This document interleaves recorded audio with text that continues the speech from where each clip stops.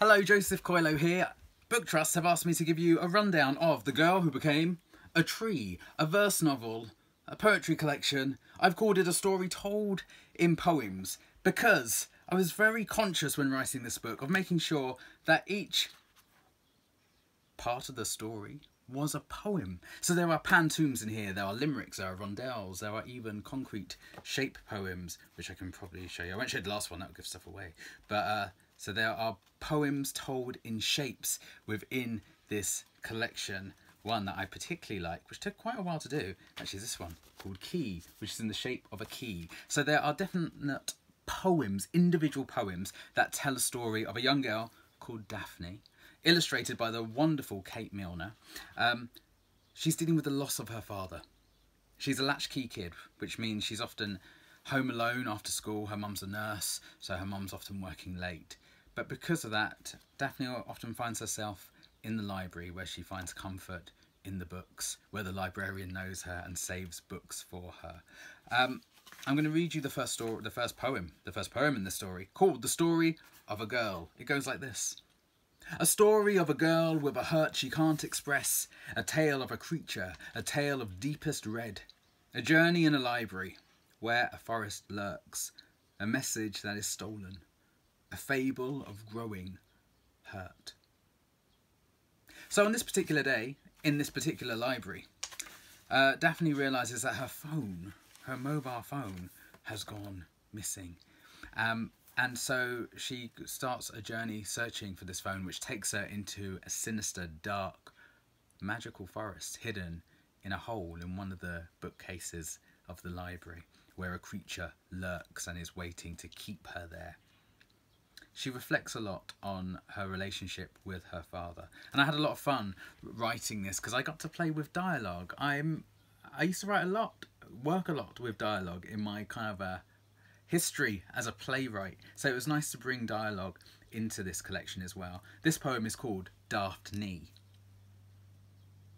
My father was a tree surgeon. Loves trees more than people, said Mum. Not true, he'd say. I've never hacked a limb off a person. Daft Knee was the name the kids teased me with at school. They never knew I was named to crown emperors.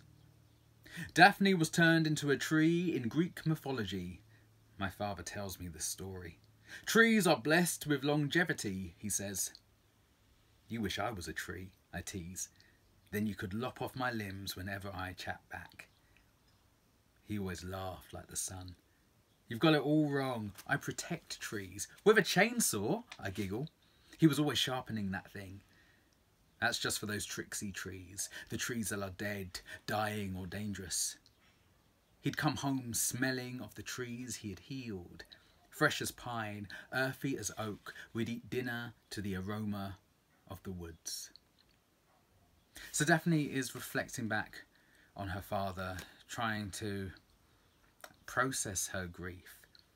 It being about a girl who has turned into a tree, there are obviously a lot of connections with the Greek myth of Daphne, and in this collection I've also retold that myth on black paper, so you can see the poems that are the retelling of the Greek myth. This is the first of the retellings, Daphne and her father Peneus. You are growing older, said Peneus to his daughter. Soon you'll run your course without the comfort of my waters. I'll always meander near, said Daphne to her father. I'll deluge the course you carve, my cascade will never falter. Just as my current winds from tiny trickle to the sea, you too must flow, my love, run your course without me. I'll never grow, oh daddy-o. Our course will never change. Daughter runs with father forever. Mirrored waters must stay the same. So we get a sense in that poem that she is struggling with the idea of living without her father in her life. When she's in this dark, sinister forest, she comes across a creature, a squirrely type man called Hawk, and she confronts him, telling him what she wants. This poem is called I Just Want My Phone. I don't care about monstrous things, ancient things, things that bite, scratch or growl. I just want what's mine. I don't care how dark the forest, how tall and gnarled the trees. No matter how cold, I'm brave, I'm bold. I just want what's mine. Oh, I'm not put off by sharp teeth, no matter how long or yellow. No mean sharp claws will keep me indoors. I just want what's mine. I'll follow night into the forests, chase the moon when it drowns in the sea. I'll scale a mountain, all the while shouting, I just want what's mine. But does she get what's hers? That's for you to find out. Comes out at the end of August, The Girl Who Became a Tree, published by Otterbury Books. Bye-bye.